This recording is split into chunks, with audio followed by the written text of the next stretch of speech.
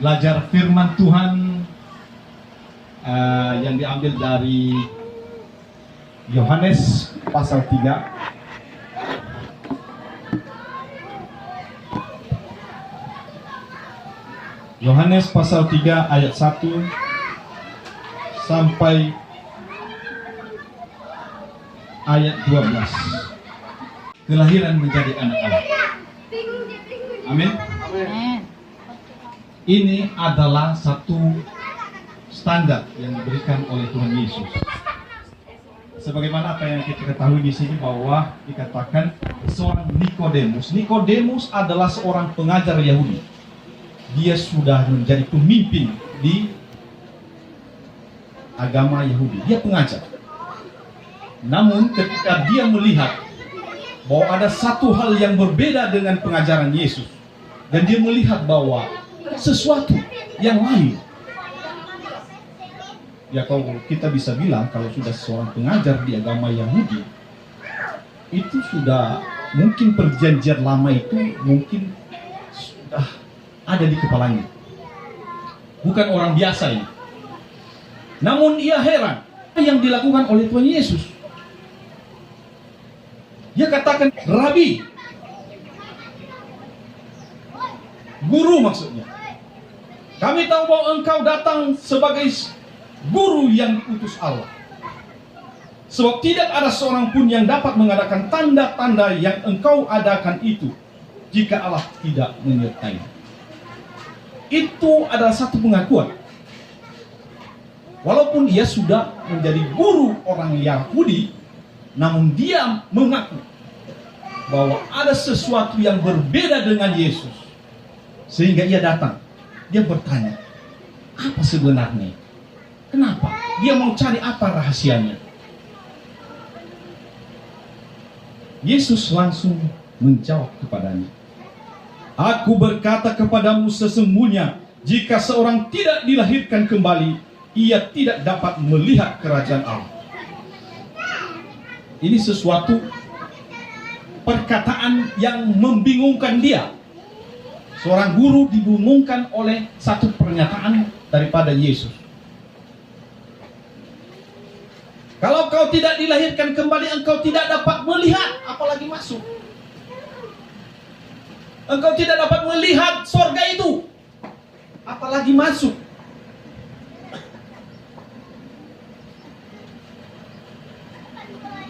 Maksud Tuhan Yesus itu apa? Kok bisa seperti itu? Lalu Yesus lagi menjawab katanya,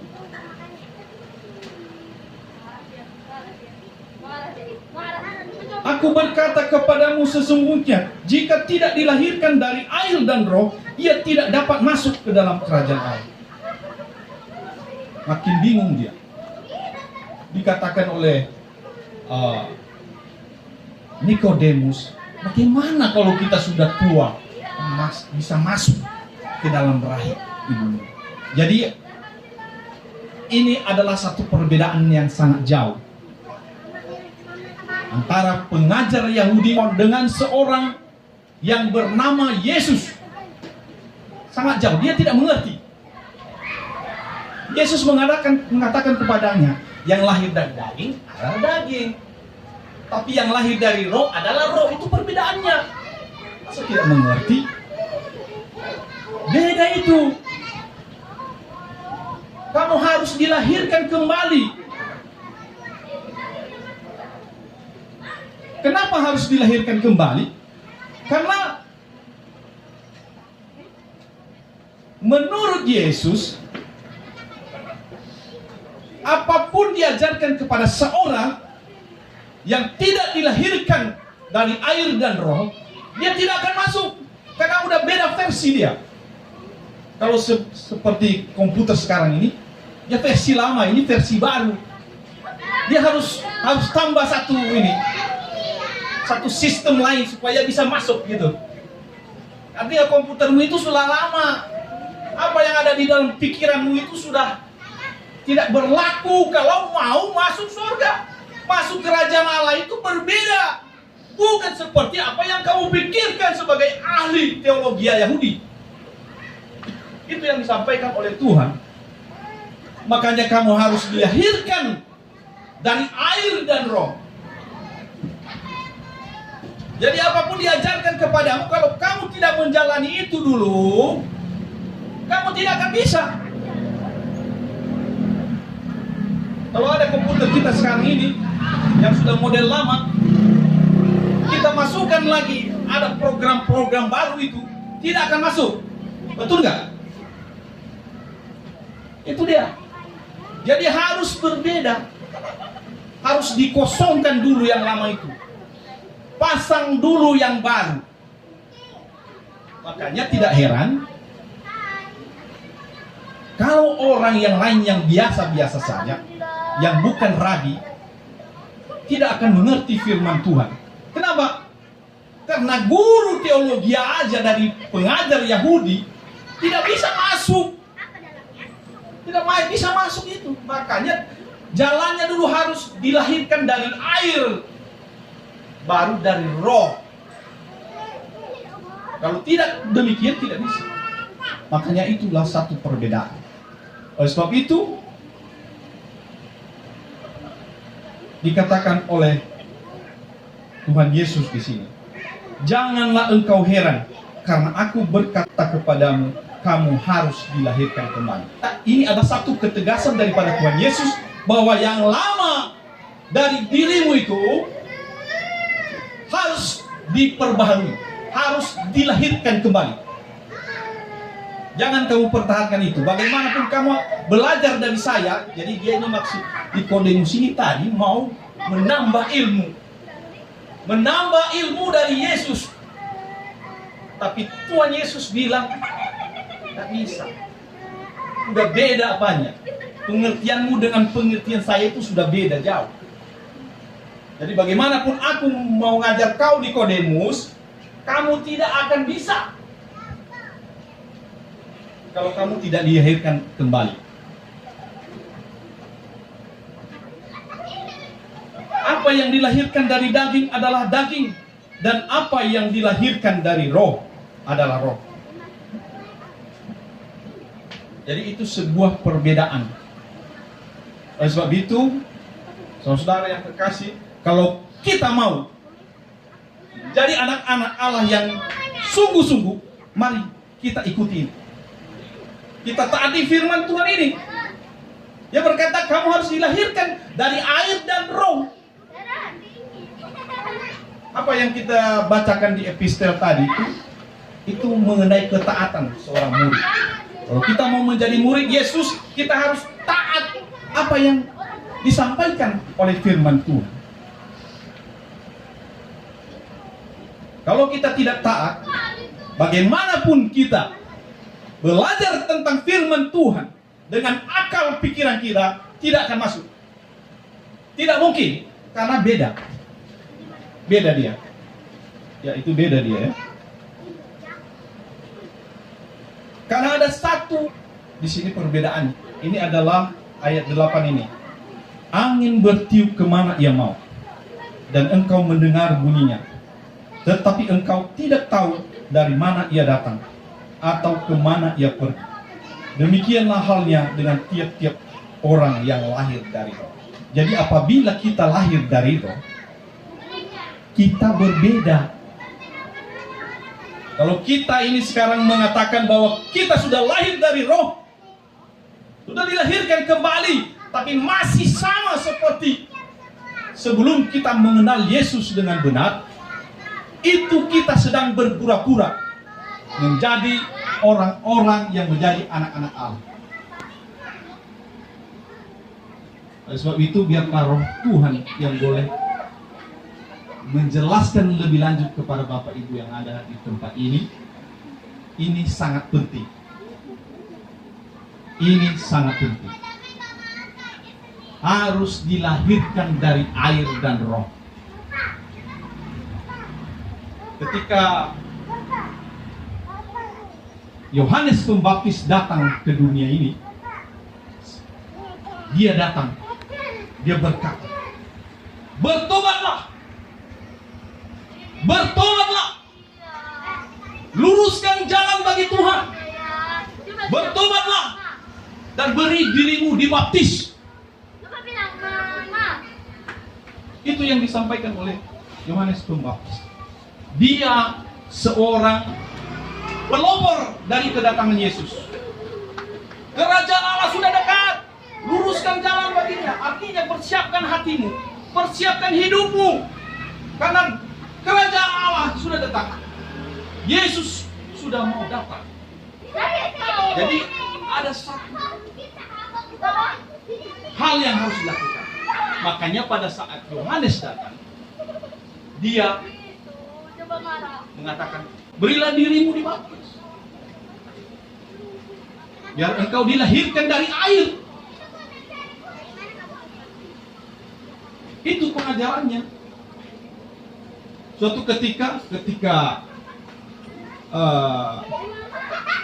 orang-orang Farisi dan orang Saduki datang kepada Yohanes Pembaptis, mereka ingin dibaptis juga.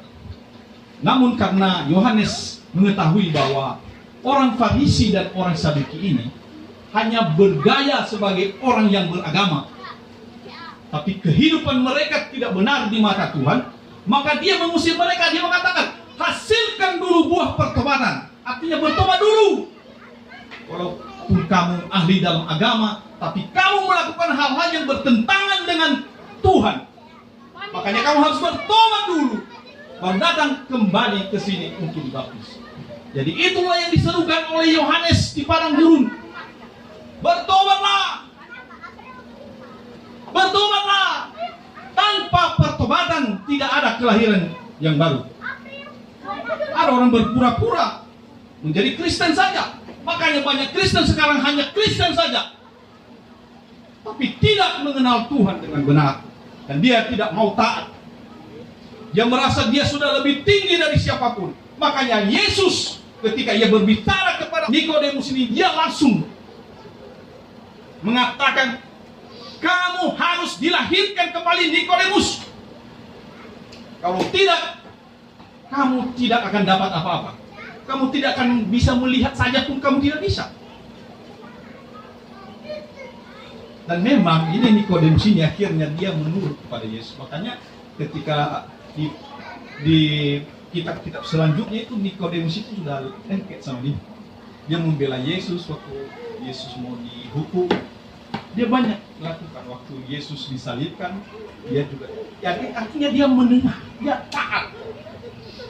Lah itu yang disampaikan di epistel kita tadi, itu kita harus taat sebagai seorang prajurit. Kita tidak memikirkan hal-hal, malu aku jadi seperti itu, nanti dibilang orang begini sama aku.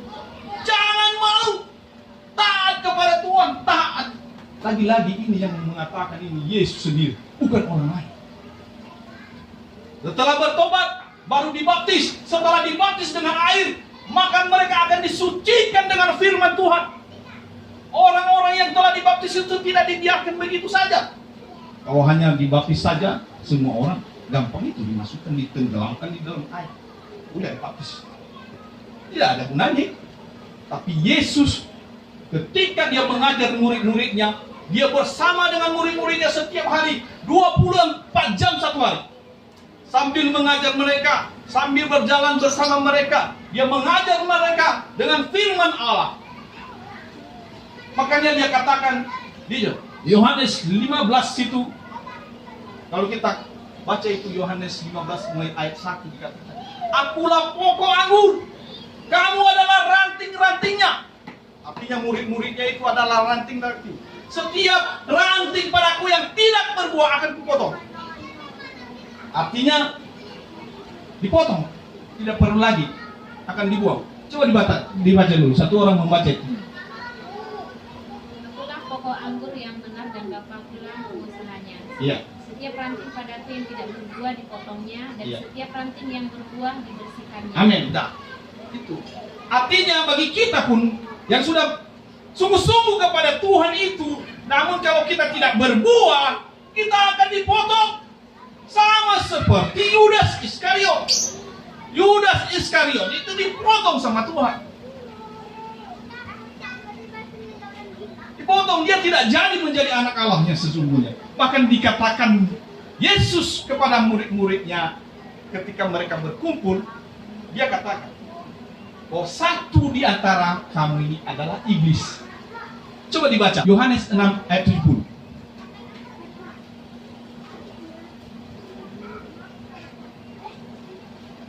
Dan Yesus ketika mengajar tidak pelan-pelan, dia langsung menyampaikan yang benar.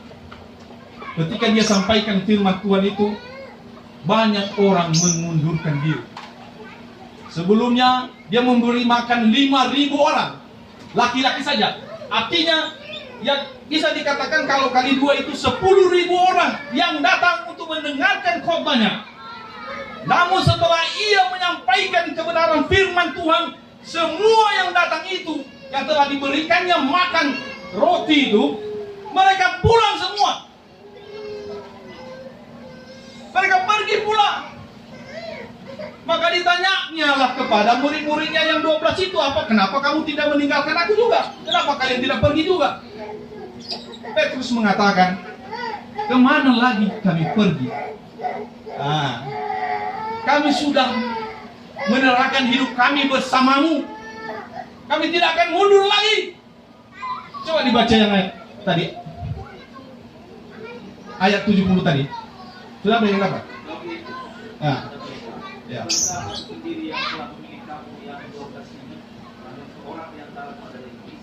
Luar biasa. Luar biasa itu. Sedih. Sudah mengikut Yesus bersama-sama siang dan malam, diajari oleh firman Tuhan, masih tidak bagus. Jadi suatu ketika kita ini yang mengikut Yesus ini, kita akan dipotong. Ranting itu akan dipotong. Adalah iblis, kan ngeri sekali itu. Itu kasar itu loh. Coba bayangkan kalau di sini dikatakan satu di antara ini ada iblis. Apa kalian nggak tinju saya? Itu Yesus begitu. Dan dia tidak menyayangkan jemaat loh. 10.000 orang loh. Kalau sekarang ya gimana nanti durung-durungnya ini habis nih. Ya kan? Persembahan gak masuk nih. Yesus tidak melihat uangmu. Dia melihat ketaatanmu kepadanya. Kamu harus taat ketika kamu mengikut aku, kamu seperti seorang prajurit. Itu Paulus yang mengatakan, ya kan? Artinya kita harus benar-benar menuruti apa kata Tuhan Yesus. Apapun kata orang, biarin. Aku dan Tuhan. Kepercayaan kepada Tuhan itu adalah aku dan Tuhan, bukan kita dengan Tuhan. Aku dan Tuhan. Suami istri pun tidak akan bisa bilang kami, tidak. Setiap orang mempertanggungjawabkan hidupnya di hadapan Tuhan. Kalau suamimu tidak mau taat kepada Tuhan, doakan dia. Kalau dia tidak mau lagi, ya terserah Tuhan. Yang penting kita pribadi lepas pribadi, mari kita ikuti Tuhan dengan taat dan hormat kepadanya. Amin. Amin. Amin. Jadi itulah Tuhan Yesus ini. Dia tidak ragu menyampaikan ini kepada seorang guru, pemimpin agama Yahudi. Mungkin kalau dia jumpa sama kita, dia akan begitu. Dia tidak nyayang-nyayang, sayang nanti ini bapak ini persembahannya besar. Sayang kali tuh bilang ini. Nanti uang apa ini nggak ada. Bapak ini apalagi bapak ini. Oh, pengusaha besar. 10% saja udah berapa itu? Yesus nggak lihat itu. Kita harus meneladani Yesus. Dalam menyampaikan firman Tuhan juga kita harus meneladani Yesus. Kita jangan lihat luar orang. Oh, nanti dia tidak berkawan sama aku kalau aku bilang begini. Yesus tidak lihat itu.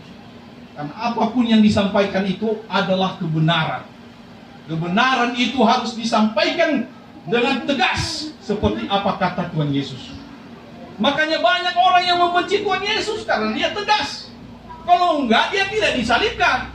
Kalau dibilang sayang-sayangnya, dikasihnya roti setiap lapar orang, kasihnya roti. Oke? Terus kalau ada yang sakit, disembuhkannya. Makanya sampai 10.000 orang loh. Jemaatnya itu 10.000 orang yang sakit disembuhkan. Ya kan? Yang berbeban berat. Semuanya dikasihnya mujizat demi mujizat. Banyak datang. Banyak datang kepada Yesus. Ketika dia sampaikan apa dikatakan di sini di di Yohanes 6 itu, kalau kamu tidak makan dagingku dan minum darahku, kamu tidak akan dapat hidup yang kekal. Luar biasa kan pernyataan itu. Masa orang Yahudi pada saat itu bilang, gimana kita, apa kita kanibal? Masih kita makan dagingnya dan minum darah. Tapi setelah itu ada bacaan selanjutnya, kata, yang kukatakan itu adalah roh. Makan itu masuk. Artinya kalau Roh Kudus masuk dalam kehidupanmu, barulah engkau mempunyai jaminan memperoleh hidup yang kekal. Amin. Itu maksudnya. Makanya tadi lakukan dulu ini. Terima dulu pernyataan itu, bertobatlah. Baru berilah dirimu dibaptis. Sehingga kamu akan menjadi sebuah kertas putih yang akan dimasuki dengan firman Tuhan dan dibersihkan terus menerus sampai akhirnya kamu akan dilahirkan dari Roh. Itu yang diinginkan Yesus. Kalau kita sudah mencapai di situ tadi, saudara, apa yang terjadi bagi kita? Seperti yang dikatakan di ayat yang 8 ini, angin bertiup kemana ia mau, dan engkau mendengar bunyinya, tetapi engkau tidak tahu dari mana ia datang atau kemana ia pergi. Demikianlah halnya dengan tiap-tiap orang yang lahir dari Roh. Artinya dia punya efek gitu lah. Seperti angin, dia ada efeknya yang besar. Dia bisa mengubah sesuatu. Kalau kita sudah lahir dari Roh, kita sudah menjadi yang berbeda. Menjadi orang yang berbeda. Bukan seperti manusia yang dilahirkan dari air. Ya, bukan seperti manusia yang dilahirkan dari air. Itulah tujuan kita. Sebenarnya kita berkumpul ini sebenarnya supaya kita belajar firman Tuhan, bagaimana sebenarnya supaya benar-benar kita menjadi anak Allah seperti yang diinginkan Tuhan. Karena itu beda, saudara. Banyak orang begitu capek pergi melayani, melakukan segala sesuatu, dan dia percaya diri bahwa dia sudah anak Allah. Tapi kalau Tuhan Yesus bilang nanti kau iblis, itu gimana? Tahan gak? Gak nangis gak? Kau iblis, kau nyaku, kau itu iblisnya. Memang kau mukamu ya, muka pendeta kau. Bajumu baju yang bagus, kau pakai nasi, pakai jas, pakai toga lagi kan. Tapi kau iblis. Ngeri kan? Ngeri, sakit itu sakit. Jadi Tuhan itu tidak melihat gayamu, dia lihat hatimu. Itu Yudas Iskariot itu sudah bersama-sama dengan Yesus melayani. Bersama-sama 70 murid mereka melayani. Mereka apa? Melakukan pelayanan, menyembuhkan penyakit, mereka mengusir setan, melakukan mujizat-mujizat. Ketika mereka kembali, kata Yesus kepada mereka, jangan kamu bersukacita karena kamu melakukan itu semuanya, tapi bersukacitalah karena namamu ada di dalam surga. Artinya lebih penting itu daripada kau hebat, kau begini, kau. Tapi jangan sampai karena kau bangga dengan apa yang sudah kau lakukan, karena ada mujizat yang sudah kau lakukan, kamu jadi bangga sendiri. Kamu mempergunakan semuanya itu untuk meninggikan dirimu, memuliakan dirimu sendiri, atau menipu orang lain. Jadi Yesus mengatakan kamu harus bergembira kalau masih tetap ada namamu. Jangan sempat namamu itu dihapus, karena itu bisa dihapus kalau kau melenceng. Biar sudah menjadi pendeta besar pun kau, biarpun kau sudah ini, tapi karena kau mempergunakan apa yang sudah kuberikan kepadamu itu dengan tidak benar, karena itu cobaan bagimu, maka itu kamu akan terseret sehingga kamu tidak layak lagi menjadi anak kerajaan Allah. Namamu akan dihapus. Yaitu saudara, mari kita taat kepada Tuhan. Kita lakukan firman Tuhan. Jangan bilang nantilah, umurku masih muda. nanti suatu ketika aku tua seperti Pak Jibor, baru aku mulai. Tidak seperti itu. Lebih baik, lebih cepat, lebih baik. Kenapa? Karena siapa yang tahu kita mati besok? Biar kita muda, bisa kita mati besok. Banyak yang di bawah umur kita sudah mati. Jadi itu tidak bisa kita jadi ukuran itu. Biar tua pun bisa suruh mati pun tidak mati juga. Banyak itu yang orang tua itu mau mati pun tidak bisa. Jadi kita harus bertobat. Kalau kita jahat, kita melakukan sesuatu yang kita sembunyikan di hadapan Tuhan, tidak bisa disembunyikan. Itu apapun yang kita buat dalam hidup kita ini, Tuhan ada, Dia adalah roh.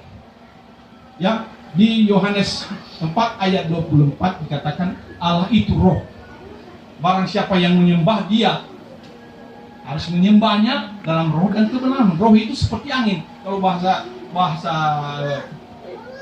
Ibrani itu ruah.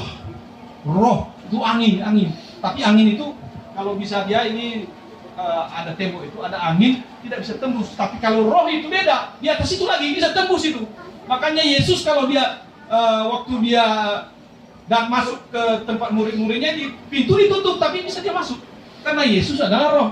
Nah sebenarnya yang diinginkan Tuhan kita itu seperti itu. Bisa masuk, ini ada ini dinding ini, kita bisa masuk sini. Sebenarnya itu tujuannya. Kalau kita masih belum bisa, itu belum lah. Jadi kenapa kita belajar? Yesus itu begitu. Makanya sering Yesus itu ketika mau ditangkap hilang dia. Mau dilempar dia dengan batu, dia hilang. Ketika dia dari gunung, dia lihat murid-muridnya ada di laut, di tengah danau itu, waktu ada ombak besar. Udah pernah dengar itu ya? Ya, tiba-tiba dia datang. Dia naik apa? Pesawat apa dia naik? Itu roh. Yesus itu adalah roh. Ketika kita dilahirkan dari roh, kita menjadi roh. Sehingga kita bisa melakukan seperti apa yang dilakukan oleh Tuhan. Dan sebab itu saudara, mari kita belajar firman Tuhan ini dan kita taatilah. Bacalah firman Tuhan itu dengan sungguh-sungguh. Maka ini akan menjadi bagian kita. Demikian Tuhan Yesus memberkati. Salam. Mari kita bersatu dalam doa. Bapa di dalam sorga, Bapa yang sangat baik, kami percaya Tuhan bahwa Engkau Tuhan yang empunya semua yang ada di dalam hidup kami ini. Tubuh, roh, dan jiwa kami Engkau yang miliki Tuhan. Engkau Allah yang empunya langit dan bumi. Semua yang ada di alam semesta ini Tuhan, Engkau bisa kontrol ya Tuhan. Engkau mengontrol semua, Engkau menciptakan semua bintang-bintang yang ada di langit. Sungguh luar biasa Engkau Tuhan. Kami tidak bisa mengukur Engkau ya Tuhan. Namun Engkau dapat melihat kami. Setiap tetes darah yang ada di dalam tubuh kami Engkau tahu Tuhan. Engkau tahu ya Allah kami. Engkau tahu kalau kami berdosa ya Tuhan. Ya Tuhan, sadarkanlah kami ya Tuhan. Supaya kami layak Tuhan. Layak untuk menjadi tempat daripada Roh Kudus-Mu. Biarkanlah kami Tuhan layak menjadi baik daripada Roh Kudus-Mu ya Allah. Dan biarlah firman-Mu Tuhan yang telah kami dengar ini Tuhan bekerja terus-menerus di hati kami, sehingga kami boleh berubah ya Tuhan, dan menjadi sama seperti yang Engkau inginkan. Terima kasih Bapa di sorga, di dalam nama Tuhan Yesus kami berdoa. Amin.